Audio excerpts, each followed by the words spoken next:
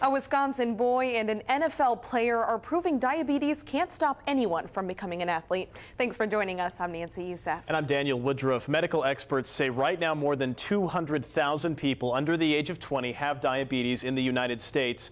But a 12-year-old boy from Wisconsin and a former Badgers football player used social media to show that diabetes doesn't have to stop them. Newsline 9 sports reporter David de Guzman has that story. I'm just a normal kid. Diabetes doesn't mean I can't do anything. Joey Balistreri was diagnosed with type 1 diabetes when he was 8.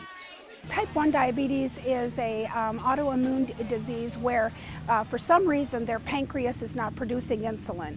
So they are subjected to daily insulin shots as well as checking their blood glucose levels several times throughout the day. 2 years after he was diagnosed, Joey told his parents that he wanted to play football, but his mother didn't think that was a good idea. And I'm thinking that he's going to pass out on the football field. That's my biggest fear, to be honest with you. I can't be on the bench as a mom.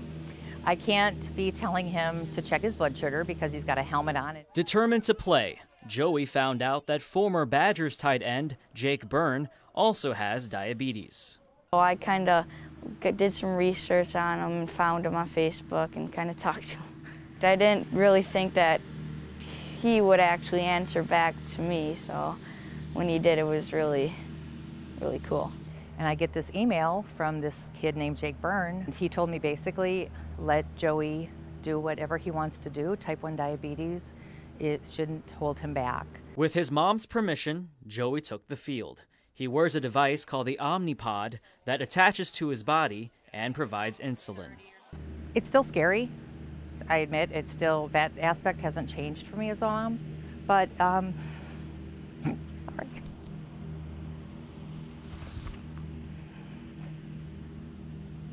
It just brings me great joy that he can still do what he wants, even in spite of having type 1.